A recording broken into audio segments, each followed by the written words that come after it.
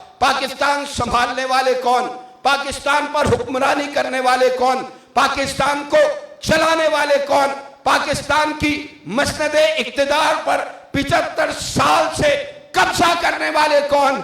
अगर आप देखेंगे तो कौन सा वो शख्स था कि जिसको शेखुल हदीस कह लिया जाए, कौन सा वो शख्स था कि जिसको मुफस्सिरे कुरान कह लिया जाए, कौन सा वो शख्स था जो आलिम दीन हुआ, इस पाकिस्तान का वजीर आजम, सदर, आर्मी चीफ, चीफ जस्टिस बन गया और उसके बाद, उसके बनने के बाद पाकिस्तान को बैक गियर लग गया।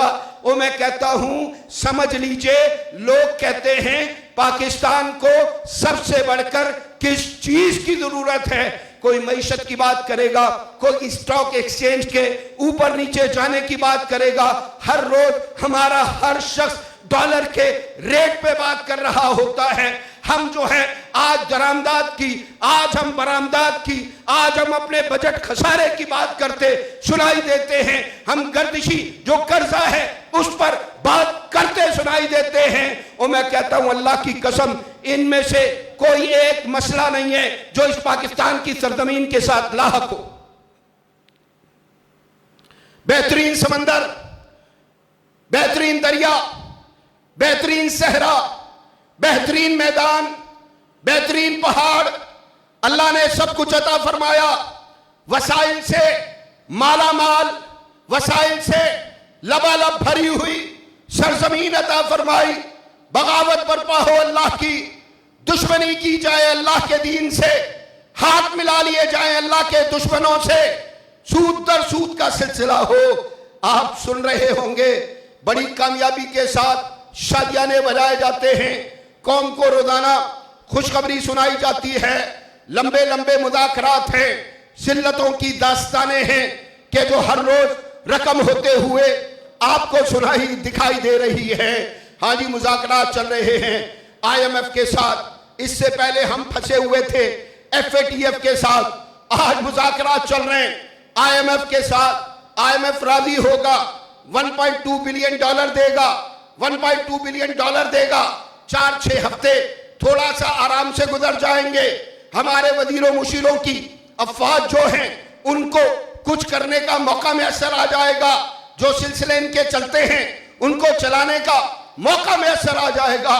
लेकिन ये पाकिस्तान, कलमे वाला पाकिस्तान, एटमी पाकिस्तान, मिसाइली पाकिस्तान, दुनिया भर के मुसलमानों की उमंगों का मज़ाहर जो है मुहाफिज पाकिस्तान आज जिस तरह से सिसक रहा है, आप में से कितने लोग माजी में हरमैन जाते होंगे, मक्के में किसी से मुलाकात होती होगी, मदीने में किसी से मुलाकात होती होगी, रंग बिरंगे मुसलमान आते होंगे, मुख्तलिफ अतराफ से मुसलमान आते होंगे।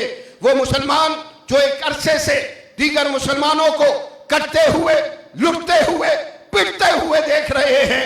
मुल्कों के मुल्क तबाह हो गए, शहरों के शहर ताख्तो ताराज हो गए, बेटियां लुट गई, माओ की हृदय छिन गई। और उसके बाद आपने देखा कि हमारे बच्चों का कत्लेआम एक वक्त में दुनिया के कितने मुसलमान मुल्कों में हुआ, और कहीं पर किसी जगह कोई ऐसी चीज दिखाई नहीं देती कि जिसको लेकर ये कहा जाए कि हाँ कहीं किसी जगह पर ये एक रोशनी की उम्मीद मौजूद है, किरण मौजूद है कि जिसको लेकर आगे बढ़ा जा सकता है। ऐसी चीज दिखाई नहीं देती। हमारे भाई मिसालें देते हैं, माजरत करूंगा, उलमा मौजूद हैं, हमारी मोहब्बत है अपने अरब भाइयों के साथ, होनी चाहिए, मुझे भी बहुत ज्यादा बड़ी है। लेकिन जब मैं देखता हूं खजाने लबालब भरे हुए हैं, मैं देखता हूं कतर जैसा मुल्क फुटबॉल के वर्ल्ड कप पर 220 अरब डॉलर खर्च करता है, मैं देखता हूं बुलंदोबाला इमारतें बन रही हैं, मैं देखता हूं तरह तरह के मंसूबाजात चल रहे हैं, चलने चाहिए। मुसलमान मुल्कों में तरक्कियां होनी चाहिए, मुसलमान मुल्कों में आसाइशात आनी चाहिए। लेकिन इन तमाम तरक्कियों के नतीजे में अगर पूरी दुनिया में तहफ़्फ़ुज़ नहीं मिलता मोहम्मद अलैहिस्सलातु वस्सलाम की उम्मत को, और ये फिर कि दुनिया में उनके लिए आवाज लगाने वाला, उनके लिए सदा बुलंद करने वाला, उनके जुल्म के आगे, उन पर होने वाले जुल्म के आगे रुकावट बनने वाला कोई भी ना हो, तो मैं कहता हूं आग लग जाए। ऐसे दिरहमों को, ऐसे दिनारों को, ऐसे रियालों को, सबको आग लगे कि जो मुसलमान का तहफ्फुज ना कर सके। हाँ, सवाल ये पैदा होता है करने वाला काम क्या है। और मैं कहता हूं कि ये लोग जो मेरे साथ बैठे हैं, मेरे असातिज़ा आज स्टेज पर बैठे हुए हैं, मेरे सामने आप लोग बैठे हैं, अपने मसूलीन को कहता हूं, अपने दायान को कहता हूं, जो लोग मैदान में मौजूद हैं, मुसलसल बार बार उनको कहता हूं कि नाकामियों की दास्ताने रकम हो गई। ये जितने भी एक ही थाली के चट्टे बट्टे शक्ल बदल बदल कर हमारे सामने आ रहे होते हैं, कभी एक पार्टी में, कभी दूसरी पार्टी में, कभी एक जमात में, कभी दूसरी जमात में खड़े आपको दिखाई देंगे। शक्लें भी वही, सूरतें भी वही, सीरतें भी वही, आदतें भी वही, तौर तरीके भी वही, सब कुछ वही है। आप देख लीजिए, कुछ भी बदलता दिखाई नहीं देता। तो लोग कहते करने का काम क्या है। मैं लोगों से कह रहा था कि देख लीजिए, ऑपरेशन बड़ा उस वक्त होता है कि जब मर्ज बहुत ज्यादा बढ़ जाए तो पाकिस्तान को बड़े ऑपरेशन की जरूरत है। फसाद की बात नहीं कर रहा, बगावत की बात नहीं कर रहा, ना आपको कह रहा हूं कि निकलकर अमलाक को जलाना शुरू कर दे, ना ये कह रहा हूं कि दूसरे मुसलमान के गिरेबान में हाथ डालना शुरू कर दे। ये सब फितना है, ये सब फसाद है। और मैं तो कह रहा हूं आज दावत के लिए ऐसे मैदान खुला हुआ है। मुझे लोग कहते हैं उम्मीद की किरण कोई नहीं है, मुझे लोग कहते हैं रास्ता कोई नहीं है, मुझे लोग कहते हैं मायूसी की दलदल है, मुझे लोग कहते हैं उस दलदल में हम फंसे हुए हैं। और मैं कहता हूं कि हाँ, इससे बाहर निकलना पड़ेगा। वो कहते हैं किस तरह इस बात को मान ले कि इससे निकला जा सकता है। मुझे कहते हैं आप मायूस क्यों नहीं होते। और मैं कहता हूं मैं मायूस उस वक्त हूंगा जब मेरा रब नहीं होगा। मैं मायूस उस वक्त हूंगा कि जब मेरा रब नहीं होगा। कल आपका वजीर दिफा कह रहा था मुल्क डिफॉल्ट हो गया, कोई वजीर खारजा आता है, कोई और कहानी सुनाता है, वजीर आजम आकर खड़ा होता है, अपने भिखारी होने की दास्तानें सुनाता है।